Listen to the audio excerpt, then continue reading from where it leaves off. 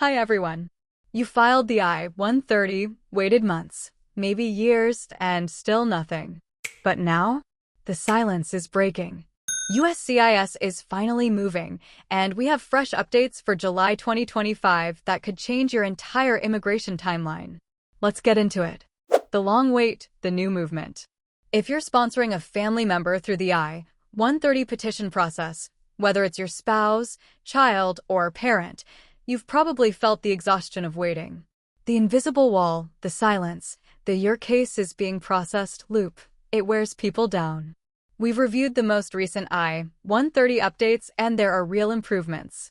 Processing times are shrinking. Petitions are moving. What's behind this momentum? Let's unpack what's fueling this progress. Over the past year, USCIS has been staffing up, modernizing internal systems, and prioritizing backlog reduction. It's not just talk. They're investing real resources to push through older and newer petitions alike. This means applicants are seeing real changes. Many U.S. citizens sponsoring a spouse or minor child are now receiving decisions within 11 to 15 months.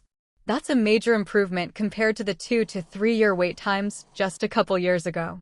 For green card holders sponsoring their spouse or child, the wait is longer, 29 to 35 months on average, but even those timelines are improving slowly. Why do some cases move faster than others? A major reason comes down to where your case is being processed. Service centers across the U.S. operate at different capacities. Some, like the Texas or California centers, are dealing with overwhelming caseloads.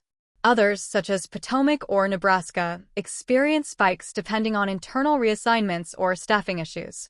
This uneven load means two identical petitions can have very different timelines, depending on where they're processed. Digital filing, not a shortcut, but a smart move. One game changer in 2025 has been the expansion of online filing through USCIS accounts. No, it won't guarantee a faster decision.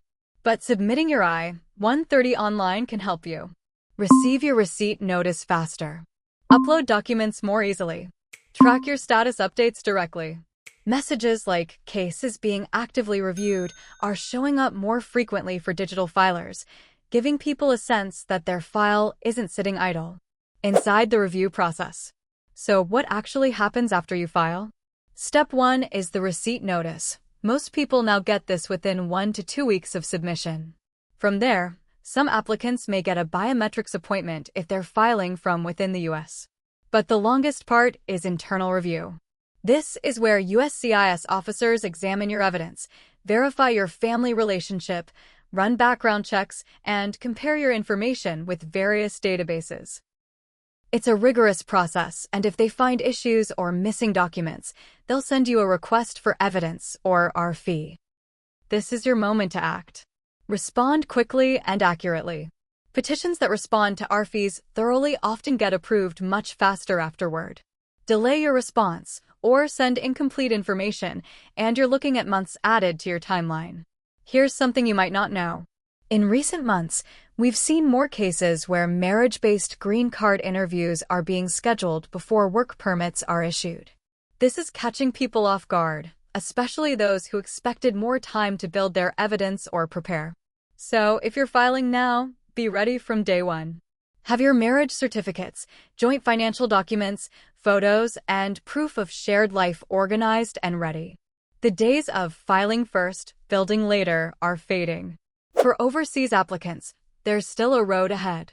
If your beneficiary is outside the U.S. and approved, I-130 simply moves your case to the National Visa Center, NVC, and eventually to your U.S. consulate. For many immediate relatives, like spouses or parents of U.S. citizens, you don't need to wait for a visa number. You can move directly to the next stage. But for others, especially those from India, Mexico, or the Philippines, the wait continues until your priority date becomes current, based on the monthly visa bulletin. That bulletin becomes your new countdown clock, and it can change from month to month. Better communication in 2025, but not perfect. One clear improvement in 2025 is increased transparency. More users are reporting status updates inside their online accounts. These might not bring instant decisions, but they show your case is at least being handled. Even a small change in status, like actively reviewed, can be a big morale boost when you've been waiting for months with nothing. So, what can you do now? Here's how to keep your case on track. File online through a USCIS account when possible. Double-check every field on your forms. Typos can trigger our fees. Match names and dates across all documents. Respond fast to any USCIS notice. Stay informed about your visa category and service center. Be ready to act once you get a decision, especially for consular processing. Final thoughts. Stay ready, stay informed. Look, we know how draining this process is. We hear from families every day who are waiting, hoping, and in some cases losing patience. But what we're seeing right now is movement, real movement, and that matters. The I-130 process is no longer the black hole it once felt like. USCIS is clearing the logjam, timelines are improving, and more families are reuniting every single week. Keep hope, stay sharp, and prepare like your decision could come tomorrow, because in 2025, it just might. Thank you for watching Visa Intel USA. We'll be back with more updates, so make sure you're subscribed to never miss what's next.